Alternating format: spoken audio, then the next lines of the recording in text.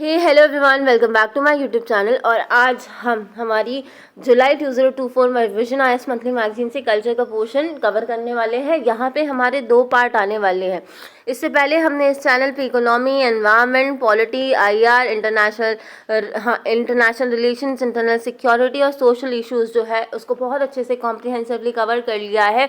बहुत ही small pockets के रूप में हमने 20-30 मिनट्स की छोटे छोटे वीडियो बनाई हैं। अगर आप चाहें तो उनको चलते फिरते देख सकते हैं, उनको नोट मेकिंग भी उनसे कर सकते हैं। और ये सब कुछ जो है एक प्लेलिस्ट में ऑर्गेनाइज कर दिया गया है। तो ये वीडियो अगर आप पूरी देखते हैं, आपको अच्छी लगती है तो प्लीज़ उनको भी देख लें और कवर कर लें आप वहाँ से, जिससे आपका जुलाई 2024 का जो करंट अफेयर्स है वो पूरा का पूरा कॉम्प्रिहेंसिवली कवर हो सके, है ना। और आपको आगे जनवरी फरवरी में PT 365 और जब आप मेन्स लिखे तो मेन्स 365 पर रिलाय ना करना पड़े, सिर्फ आप अपने नोट्स जो हैं वो उनको रिवाइज कर लें। तो चलिए आज हम देखेंगे असम का कराईदियो मोइदम। ये लास्ट ईयर भी न्यूज़ में था। ये न्यूज़ में इसलिए क्योंकि इसको ना अभी वर्ल्ड हेरिटेज लिस्ट में, यूनेस्को की वर्ल्ड हेरिटेज लिस्ट में शामिल कर दिया। तो प्रीलिम्स में आ सकता है क्वेश्चन कि रिसेंटली अभी किसको शामिल किया है। तो शामिल किया है असम के कराईदियो मोइदम। इसका नाम कराईदियो कहाँ से पड़ा है, क्योंकि ये कराईदियो डिस्ट्रिक्ट में है।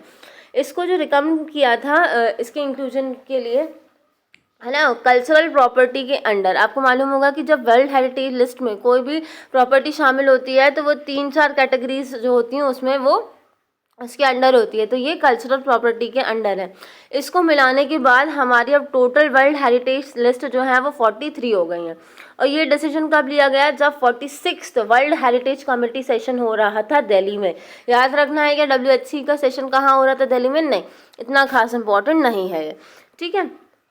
फिर अभी किसके द्वारा कैटेगरी में सजेस्ट किया गया था, तो ये international council on monuments and sites के द्वारा। तो ये ना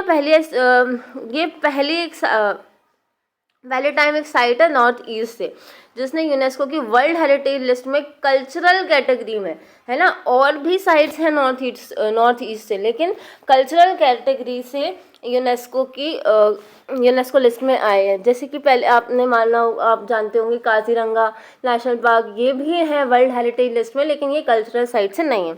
तो वर्ल्ड हेरिटेज साइट का जब स्टेटस मिल जाता है ना, तो देखो आप मेंस में कभी भी अगर क्वेश्चन आ जाए कि वर्ल्ड हेरिटेज साइट में इंक्लूजन का क्या बेनिफिट है, तो आप लिख सकते हैं कि इससे आप एक पॉइंट लिख सकते हैं, ये बूस्ट करता है अवेयरनेस को, लोग बाग अवेयर हो जाते हैं। देखो इससे पहले अगर ये लिस्ट में शामिल नहीं होता तो क्या आप यहाँ बैठे, जो कि नॉर्थ ईस्ट के लोग तो जानते होंगे, लेकिन यहाँ पे हम लोग जो है, हम क्या कराईदियो मोइदम के बारे में पढ़ रहे थे? बिल्कुल नहीं पढ़ रहे थे, ना जान रहे थे। कोई घूम आता तो जान लेता, लेकिन अब आपने पढ़ा उसको, आप जान रहे हैं। और कभी भी आप आसाम जाएंगे तो आपको लगेगा कि यार हमने पढ़ रखा है कराईदियो मोइदम के बारे में, तो हमें एक विजिट तो वहाँ पे करनी ही करनी चाहिए। तो ऐसे ही क्या होता है, अवेयरनेस जो है लोगों में वो बूस्ट होती है, प्रिजर्वेशन एफर्ट्स बढ़ जाते हैं, और ये जो है मे अट्रैक्ट, और ये फाइनेंशियल और एक्सपर्ट सपोर्ट जो है उसके प्रिजर्वेशन प्रिवेंशन के लिए उसको भी अट्रैक्ट करती है ना, साइट कंजर्वेशन के लिए।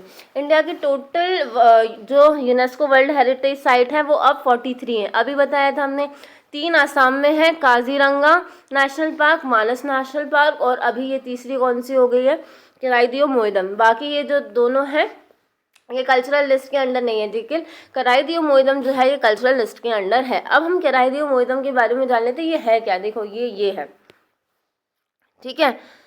अब देखो लोकेशन कहाँ है, foothills of the Patkai ranges के फुटहिल्स पे है, ईस्टर्न आसाम में। फिर ये रॉयल नेक्रोपोलिस है, एक तरीके से आप रॉयल कब्रिस्तान भी इसको कह सकते हैं। कराईदियो जो है वो रॉयल नेक्रोपोलिस का होम है, किसका, ताई अहोम डायनेस्टी। किसका, ताई अहोम डायनेस्टी, जो कि 13 से 19 सेंचुरी CE के बीच में था। अब सुनो प्रीलिम्स में क्वेश्चन कैसे आ सकता है आपको। अब आपको देखना होगा कि 13 से 19 सेंचुरी के बीच में हमारे south India, waste India, central India, north India में कौन कौन सी डायनेस्टी, जो मेन डायनेस्टी, ऐसे छोटी छोटी नहीं, मेन डायनेस्टी जो है वो कौन कौन सी रूल कर रही हैं, क्योंकि वो प्रीलिम्स में ये पूछ सकता है कि ताई अहोम डायनेस्टी जो है वो इनके टाइम पर प्रिवेल कर रही थी, है ना। और ये कंपेरेबल, अब ये जो है ना, ये रॉयल नेक्रोपोलिस जो है ना, इसको हम जो इजिप्ट के पिरामिड्स है उनको, उनके साथ भी ये कंपेरेबल है। मोइदम का मतलब होता है होम फॉर स्पिरिट। ये सिंबलाइज करती है अर्थ और हेवन के बीच का कंटिन्यूम, ठीक है, कनेक्शन। आर्किटेक्चरल फीचर अगर हम देखें तो बनियान ट्रीज, कौन से बनियान ट्रीज, अगर प्रीलिम्स में अगर उनका मन चला कि हमें तो पर्टिकुलरली इससे ही क्वेश्चन देना है, तो वो इसकी जगह बनियान ट्री की जगह कुछ भी कर देंगे, नीम ट्री, पीपल ट्री, कुछ भी कर देंगे। तो आपको याद रखना है कि बनियान ट्री जो है ना, बनियान ट्रीज और ट्रीज जो हैं वो कॉफिन्स और बाग मैन्युस्क्रिप्ट्स के लिए प्लांट की जाती थी, और वाटर बॉडीज जो है वो आसपास क्रिएट की जाती थी मोएदम्स के पास में। क्यों? इससे जो सीस्मिक वाटर बॉडीज़ क्या करती हैं, जो सीस्मिक एक्टिविटीज़ होती हैं ना, उनको एब्जॉर्व कर लेती हैं, और उसका इफेक्ट जो है वो इन मोएदम्स पे नहीं आता है ज़्यादा। क्योंकि आप मालूम है आपको भी कि दिल्ली जो नॉर्थ वाला पोर्शन है वो अर्थक्वेक के बहुत प्रोन है, क्योंकि हिमालयाज जो है वो अभी भी ग्रो कर रहे हैं। फिर एक अर्दन माउंट जो है जिसको हम गांव मोइदन बोलते हैं, उसको टॉप किया जाता है सेंट्रल श्राइन के साथ। एक अर्दन माउंट को है ना यहाँ पे थे सेंट्रल श्राइन, जिसको हम चाउ चिली बोलते हैं। याद रखना है क्या? नहीं याद रखना है ये भी।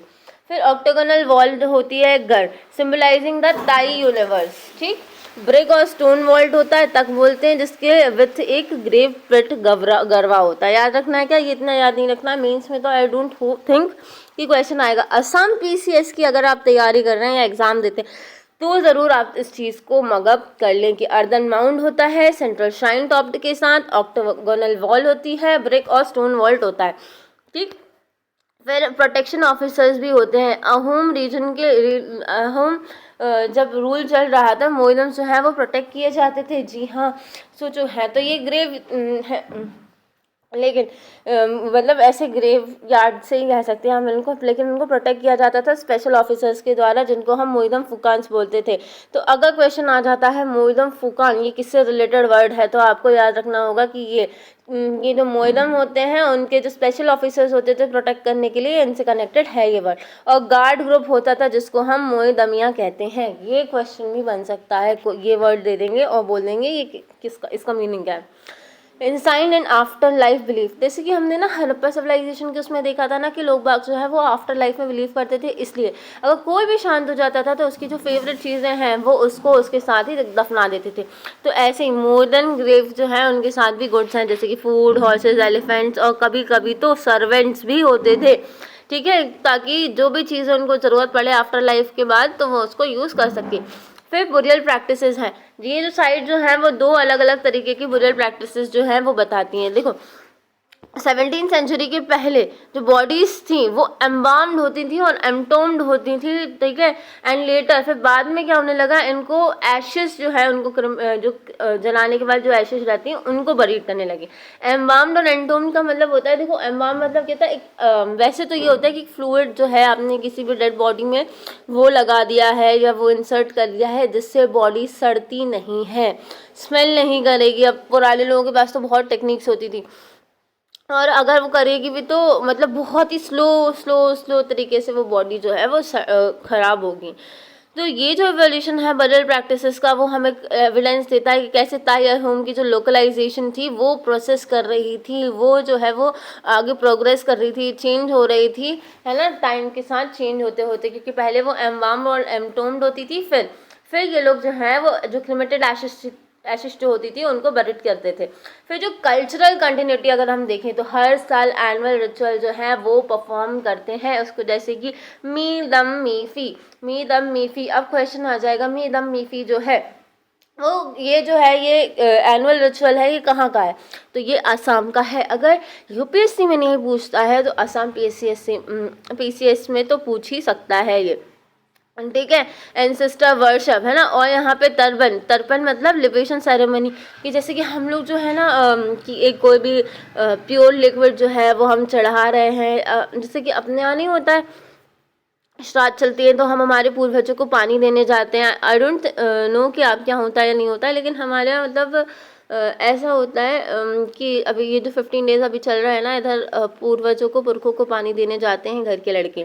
ठीक है, काफ़ी फैमिलीज़ में जो आसपास नदी नहीं है तो वो लोग नहीं जाते हैं, अगर छोटे हैं तो घर में ही थाल में पानी देते हैं। दाब से। तो ऐसी तर्पण जो है लिबेशन सेरेमनी होती है वहाँ पे भी, कि वो हर साल क्या करते हैं, एक लिक्विड जो है वो उनके नाम पे उनको अर्पण करते हैं, और ये अभी भी परफॉर्म होता है, जो ये 600 ईयर ओल्ड ट्रेडिशन है उसको मेंटेन करते हुए। फिर डिस्कवरी, जो अर्लीस्ट स्केच है ग्राउंड प्लान का मोइदम का, वो किसने पब्लिश किया था, Asiatic Society of Bengal 1848 by sir G N C. Clayton ने। ठीक। फिर फीचर्स क्या है ऐसे जो मोइदम को एक्सेप्शनल बनाते हैं कि भैया वेल प्रिजर्व्ड। अब वेल प्रिजर्व तो होंगे है ना। सोचो अब ये ब्रह्मपुत्र वैली के इधर आसपास पाए जाते हैं मोइदम्स, लेकिन जो कराईदियो डिस्ट्रिक्ट्स में जो मोइदम मिलते हैं वो एक्सेप्शनल और वेल प्रिजर्व्ड हैं उनके कंपैरिजन में, ब्रह्मपुत्र वैली के कंपैरिजन में। फिर एडवांस्ड इंजीनियरिंग है, ये मोइदम जो है वो स्टेबल स्ट्रक्चर्स हैं, ठीक है। Engineering of the volt and use of, देखो अभी हमने आपको ऊपर बताया था कि कैसे वाटर को आसपास जो है वाटर बॉडीज बना दी थी जिससे सीज्मिक इम्पैक्ट जो है वो कम हो सके, तो ये अहोम की इंजीनियरिंग स्किल को दर्शाता है। फिर है कल्चरल ट्रेडिशन, देखो हिंदुइज्म का इन्फ्लुएंस होने लगा था, तो जो अहोम्स जो हैं अभी के, वो उनकी बॉडी को क्रिमेट करने लगे थे, लेकिन अभी भी ये जो बरियल प्रैक्टिस है, ये प्रीस्टली सेक्शन जो है अहोम का वो और कुछ रॉयल बॉडीगार्ड्स जो हैं क्लैन वो परफॉर्म करते हैं। फिर ना बुरानजिस के बारे में बताया उन्होंने कि बुरानजिस जनरे जो है हिस्टोरिकल क्रॉनिकल का होम डायनेस्टी का, असम में, वो भी एक ऑथेंटिक सोर्स है इन्फॉर्मेशन के बारे में। किसकी इन्फॉर्मेशन, रॉयल नेक्रोपोलिस लैंड्स की और स्पिरिचुअल मैनिफेस्टेशन से रिलेटेड बातें जो हैं वो बुरानजिस जनरे में लिखी गई हैं, जो कि एक होम डायनेस्टी का एक क्रॉनिकल है। ठीक। और हम देख लेते हैं कि कोई और बुरियल प्रैक्टिसेस जो हैं क्या इंडिया में। देखो मेंस में क्वेश्चन आ सकता है, हड़प्पन सिविलाइजेशन, मेगालिथ और अहोम की जो बुरियल प्रैक्टिसेस है उनमें क्या डिफरेंस या मेन फीचर्स रहे हैं आप बताएं। तो आप देखो आपने अभी हमने देख लिया कराईदियो मोइदम के बारे में हमने देख लिया। अब हम हड़प्पन सिविलाइजेशन के बारे में देख लेते हैं कि हाँ वो भी जो है वो भी आफ्टर लाइफ में बिलीव करते थे। जो प्रेजेंस है ग्रेव्स की डेड बॉडीज़ की वो जनरली नॉर्थ से साउथ डायरेक्शन में रखी जाती थी उनके पीठ के बल। कॉफिन बुरियल जो है वो हड़प्पा में फाइंड किया देखा गया है। लोथल है ना, लोथल से हमें कुछ एग्जांपल्स मिलते हैं। पेयर ऑफ स्केलेटन्स मेल और फीमेल दोनों को साथ गड़ाया गया है। और अब ये क्वेश्चन भी पूछ सकता है प्रीलिम्स में कि लोथल में वो लोथल की जगह हड़प्पा लिख देंगे कि हड़प्पा में मेल और फीमेल के स्केलेटन्स जो हैं साथ दफनाए हुए दिखे गए हैं। तो हमें मालूम है हड़प्पा में तो कॉफिन बुरियल मिला है, लेकिन लोथल में हमको मिला है मेल और फीमेल का। फिर केयरफुल प्लेसमेंट जो है बॉडीज़ का ऑर्नामेंट्स ऑब्जेक्ट्स के साथ रखा गया है, जिससे हमें पता चलता है कि वो लोग भी आफ्टर लाइफ में बिलीव करते थे। और अभी अगर आप जानते होंगे कि हमारे अभी जैसे कोई शांत हो जाता है ना, तो हम लोग भी ना उनकी फेवरेट चीज़ें जो है उनके सिराने रख देते हैं जब उनको जलाने के लिए ले जाते हैं ना, उनके अंतिम संस्कार के लिए ले जाते हैं। फिर हम मेगालिथ का देख लेते हैं। इसमें क्या था, बुरियल स्टाइल जो है वो स्टोन एरेक्ट स्ट्रक्चर जो है डेथ के लिए वो बनाया जाता था। फिर उनका ओरिजिन जो है वो नियोलिथिक चालकोलिथिक पीरियड से ट्रेस किया जाता है, जैसे कि उन बरियल है चालकोलिथिक साइट का कहाँ पर है, वो महाराष्ट्र की इनाम गांव में है। लेकिन साउथ इंडियन मेगालिथ साइट्स को अगर हम देखें तो वो जनरल एसोसिएशन बताते हैं आयरन के साथ, है ना। इधर किसकी बात की, स्टोन स्ट्रक्चर की, इधर आयरन की।